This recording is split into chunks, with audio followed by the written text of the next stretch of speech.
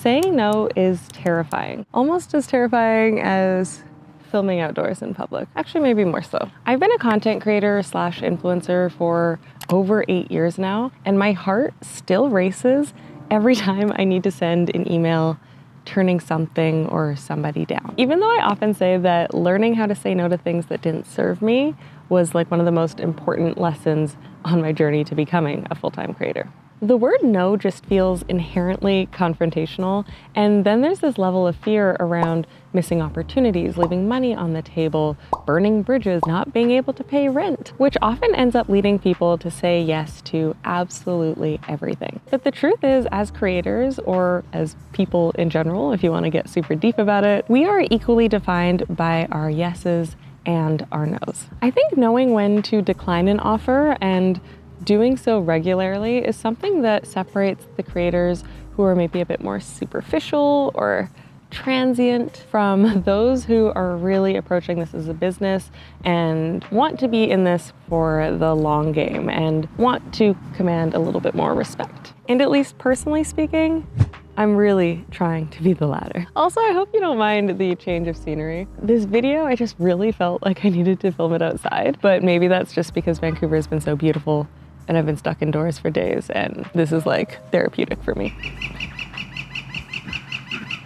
So the topic of no has really been top of mind for me the past few months. As I've shared in a recent video, I've really noticed a shift in the quantity and caliber of brand deals coming in lately. And so as a full-time content creator, presently responsible for keeping a roof over our heads, it's been a little bit concerning. And then that video segued into another about how people hate influencers because, you know, we overhype everything, we are potentially lying for profit, and are just in general untrustworthy. And that all made me look at my own content, my choices, my brand deals, a lot more critically. And although I think my track record has been pretty good as a creator, I have definitely said yes to things, whether that was like filling my page with a lot of sponsorships back to back, taking on more than I can chew, saying yes to lowball offers, even some products that seemed really out of left field for my audience, because I was coming from a place of fear or having a scarcity mindset.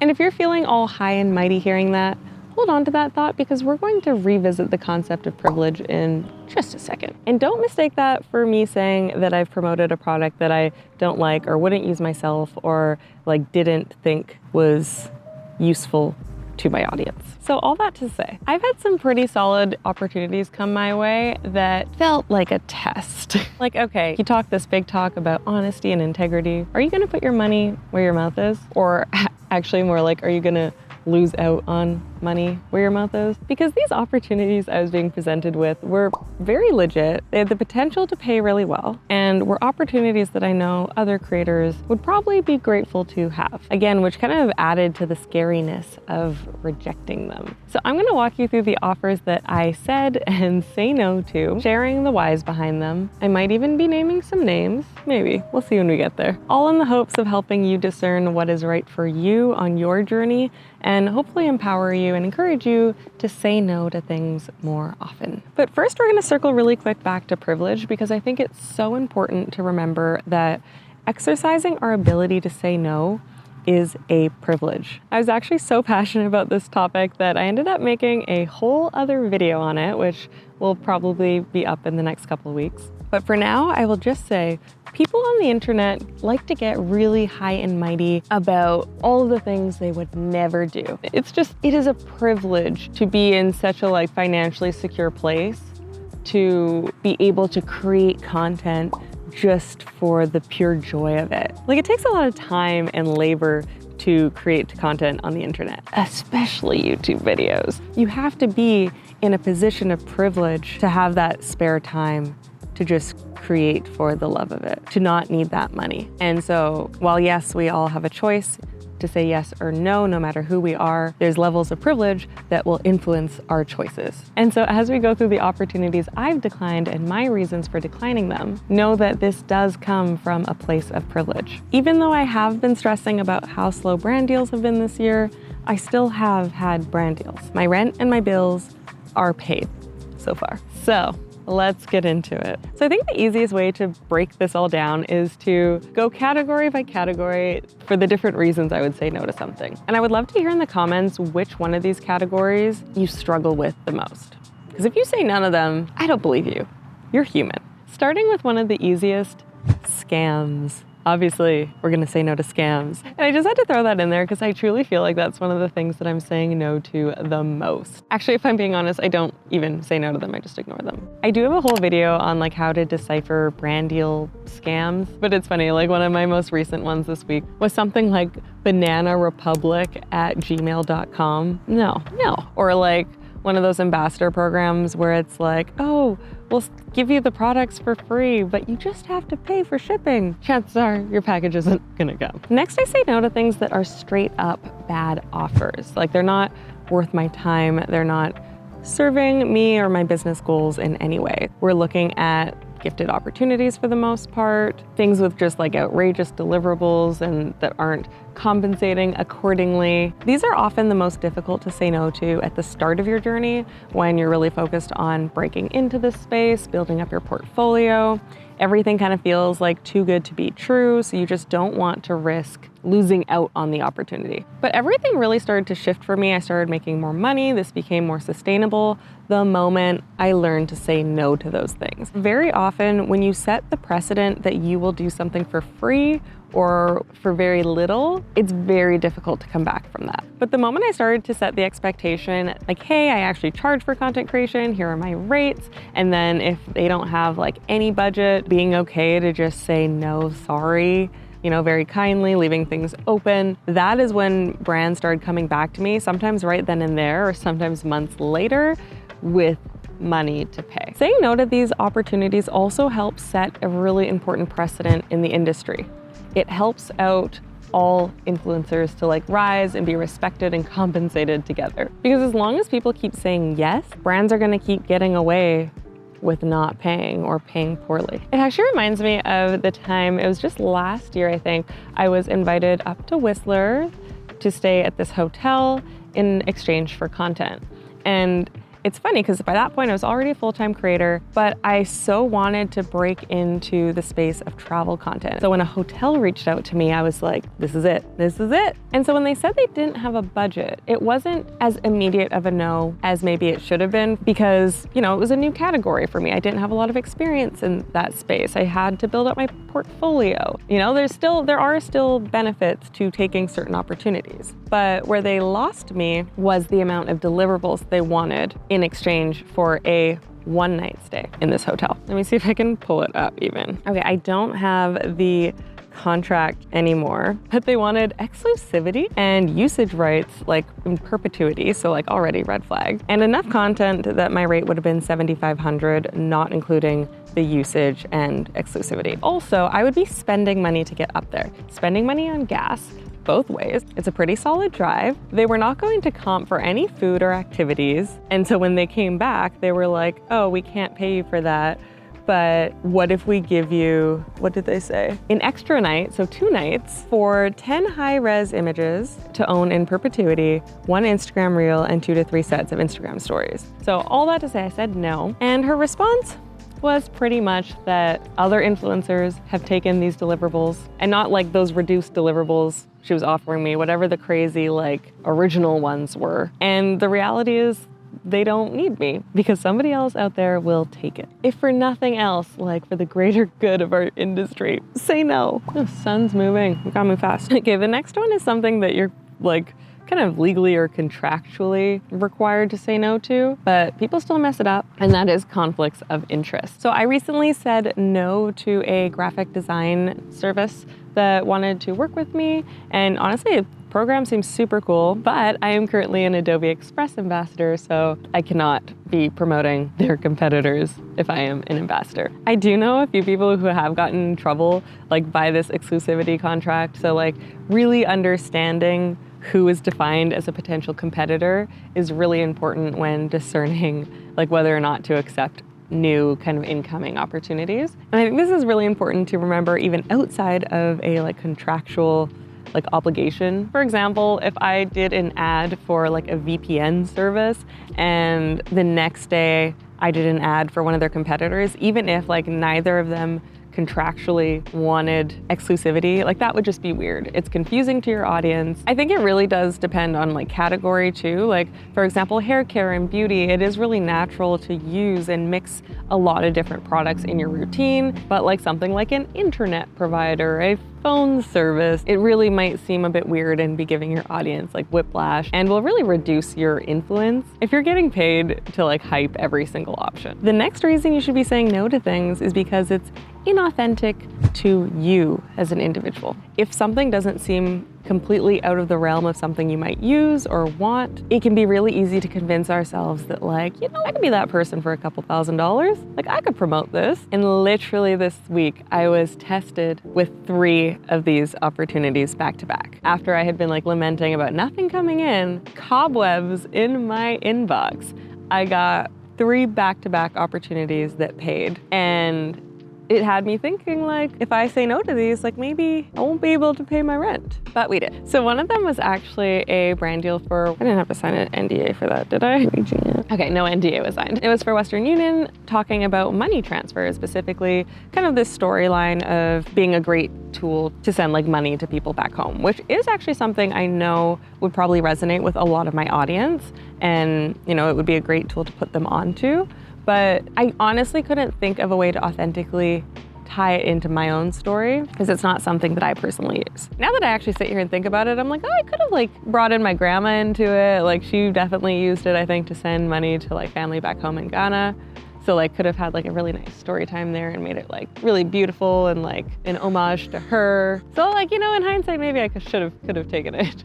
But ultimately, when I received it, I was like, no, I don't use this service. Oh, the sun's moving. It's really bright. Similarly, I got a request to work with a local brewery that I've actually worked with for the past 2 years, and I love them. I absolutely support them. But I have stopped drinking. And so even though the campaign wasn't actually super centered around the alcohol, it was around some like local events they're doing in the city, it still just would have been really disingenuous to promote a brewery. And actually another one, just talking about like authenticity, it was so ironic that I had just done that video about like, you know, influencers overhyping everything, like saying like, let's not do that. Let's not say we're obsessed and everything's like the best thing ever.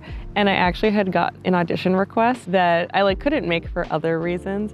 But the script, I kid you not, was like, this changed my life. This is the best product ever. And I'm like, no. Somebody watching something like that probably wouldn't be able to differentiate between like Kea the actor and like Kea the influencer, especially if the content is filmed to be like looking like influencer content. And commercials is like a whole other thing, and I think a really tough conversation that I've been working on battling through personally. Don't mind me tying my shoe. Like I stumbled into acting very accidentally. My agent found me through Instagram, like she saw one of my videos and reached out. And so therefore I think we have a very different dynamic than other people would with their like agent, because a lot of people go in and they're like, I want to be an actor, I want to do all these things. And it's not really normal to say no to things in that space or like turn down auditions or like requests. And I turned down quite a few. And it's funny because like speaking of the fact that saying no is terrifying, like every time I have to tell her that I'm gonna pass on something, I get sweaty, my heart beats really fast. I'll like type it up and send it to her and then like not look at my phone for 20 minutes because I can't bear to like see or read like her disappointment, even though she's like lovely. But it's just like, it's that idea that saying no to things is inherently confrontational. And it's also the fact that like people don't really say no to these kinds of things. Anyways, I digress. So the next reason to say no is when something doesn't resonate with your audience. And this is a really tricky one because a brand deal might come up and it might truly resonate with you. You're so excited about it, but there's a bit of dissonance, like there's a disconnect between who you are and like who your audience is made up of, or maybe even like who your audience perceives you to be. Like something you might genuinely use, but does not align with the audience you have built. I actually have a couple people I know in real life that have like the most perfect stories of these, but it's so specific that it's like not my story to tell. So I'm going to try to like make up some similar stories as an example. So maybe you have built up your channel by making fun mocktails. Not because you don't drink, but like maybe because you were pregnant when you started, or you lived in a place where like alcohol was illegal, or maybe you just really wanted to feel like you were day drinking even though you weren't or couldn't because of work. And also say you're like a lifestyle creator in general, like you don't only do mocktail content, but it's like a pillar of your content. Naturally, you would draw a pretty strong audience of people that do not drink. Maybe people who were on like sobriety journeys, they are former alcoholics. And so say an alcohol brand reaches out and wants to work with you and like you drink it, but your audience will probably come for you. They will probably say it's out of touch, that you sold out, and all of these different things because it's not authentic to like the majority of their experience. Maybe say you grew by making a lot of content around like affordable home DIY decor or something, like something that was super relatable. You know, you had no money starting out and like that was all you could afford. You dreamed to have all these like big luxury products, but you had a budget to work it and you documented the process. But then as you get really big, you have more money, your lifestyle starts to change, and these like big luxury brands notice you and want to reach out and do brand deals with you. Despite you maybe always admiring those brands, always liking them, always, you know, dreaming of owning them, that is now just so distant from your audience. And I think it's really important to say no to these things, otherwise you risk losing like your fan base. I personally don't have too many stories in this category, but a couple that kind of come to mind is that I was reached out to, actually it was just even a gift, it wasn't even a like paid partnership, but to be sent like this cashmere sweater, and it was like their website was all about like luxury, all high end, blah, blah, blah, blah, blah. And though that's like not me, like I'm not necessarily a luxury girly, I could have a luxury sweater. I wouldn't complain about having a luxury sweater. But I said no because like my audience isn't fundamentally like a luxury audience. That's not why they come to me. They don't come to me for luxury recommendations. They come to me for like comfy, casual crew neck sweaters, but that's it. I was also offered like this really expensive face tool. I think it was like $500 or something. And I said no. But I have on the other side said yes to $500+ like hair tools because that's actually super in line with my audience. They're a group that is like more willing to spend money and invest in something like for our hair versus like our skin. So I think it's just really important to think about like the audience you're building up, what they value, what will be useful for them, and just turn down anything that won't serve them because again, you're just diluting your brand, diluting your audience. The next two, I feel like we're getting a little spicier because on paper, I feel like they should be two of the easiest things to say no to when we talk about like integrity, but people are accepting them right, left, and center. And if you feel attacked by any of these, if you feel a type of way, I just really encourage you to like sit with it for a little bit. Like it's not meant to be an attack because again, I understand all the reasons why somebody might say yes to something. So you should absolutely be saying no to things that are straight up exploitative of others. Like something that you're truly, truly, truly making a profit on other people in a way that like you wouldn't want to be on the other side of that relationship. So like two requests kind of come to mind that I've said no to recently. One was somebody who like hosts events or plans events, I guess, and they wanted to partner with me in order to make events for you guys, my audience, and like position it with like all of my expertise, like come learn from me. And I don't think events are inherently wrong. Like I think it's a really cool way to connect with people, to impart knowledge onto other people, to, you know, also monetize.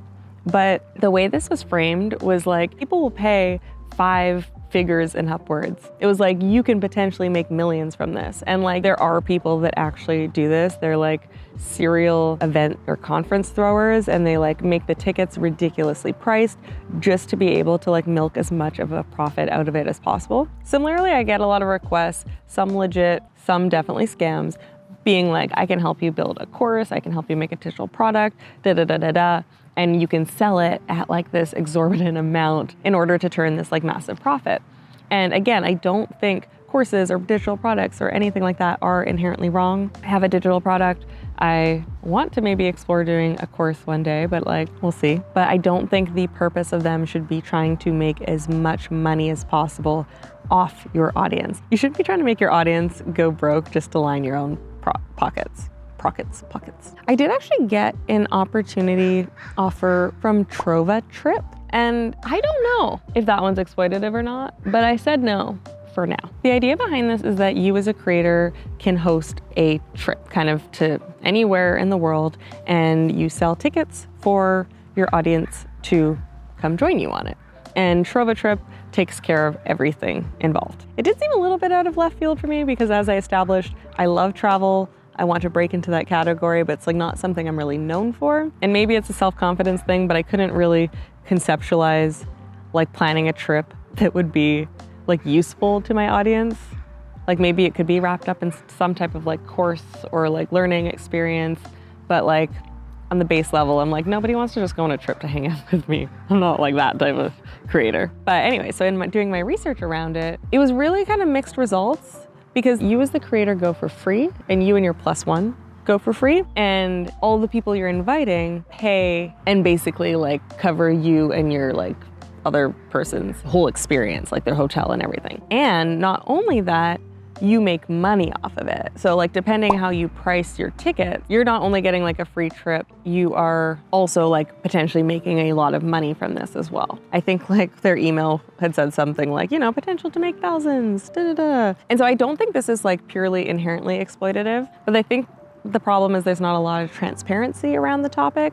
So people position it like, here, come on this trip with me, here's the tickets, and the experience is like way more expensive than if somebody just booked their own trip to that same place. And yes, you could say like they're also paying for the experience of being with you, or maybe like if they're learning something, all of that definitely can justify it. But I think there's just this lack of transparency. It's not clear that the creator is like not only not paying, but also profiting from this trip. So I said no, because I feel like, at least for me and the value I would be able to offer, it would be exploitative. Let me know if that's just a self-confidence thing, and if you want to go on a trip with me though, let me know. Now finally, saying no for ethical reasons. This is a tough one because though I have my own moral compass, I'm not going to come on here and pretend and be like delusional enough to think that everyone has the same one. So I've been struggling to figure out how to frame this one, because if everyone were truly following like that same criteria for morality and integrity and ethics, we wouldn't be having this discussion, because like people wouldn't be doing bad decisions or accepting bad deals.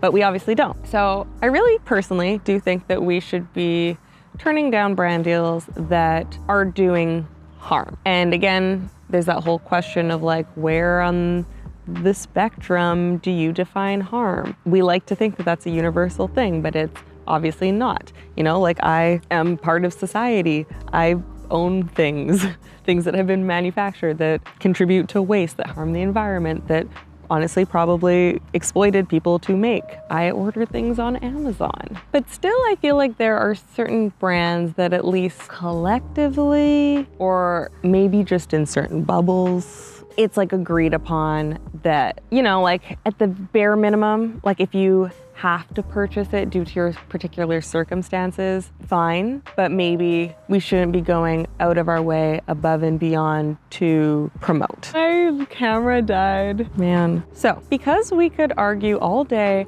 about like where the line is, like who is it ethical to support under capitalism, like I want to approach this conversation from a slightly different angle. If you personally, you know, are not affected by certain ethical like convictions, at the very least, like have a little bit of self-preservation. Like working with and aligning yourself with certain brands have a severe and real impact on the potential other brand partnerships you could work with, other opportunities you might have, like the level of respect you have with the public, with your audience, with your peers. At the very least, look out for yourself. I've had a lot of email requests from Temu and Shein, and I've honestly just ignored them.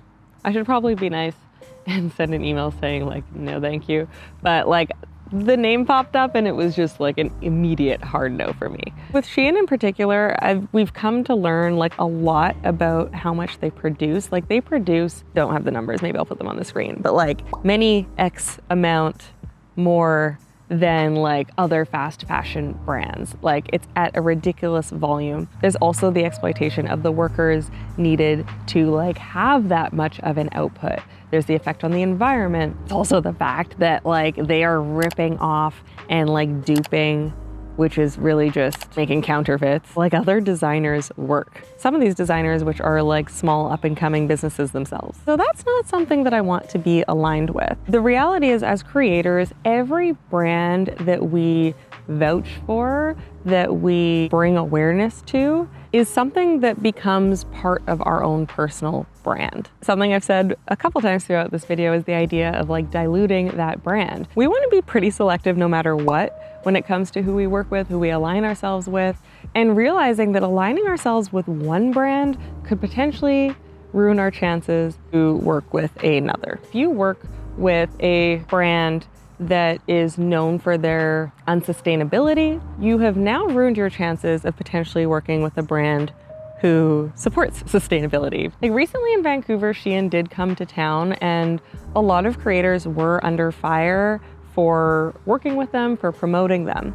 And again, I don't know what those contracts look like behind the scenes. I don't know like what, is impacting somebody's choice to do something. But I do know that there were PR agencies and people who worked for influencer marketing at big brands that were crossing some of those creators off of their list. They don't want to affect their own brand image by potentially working with them.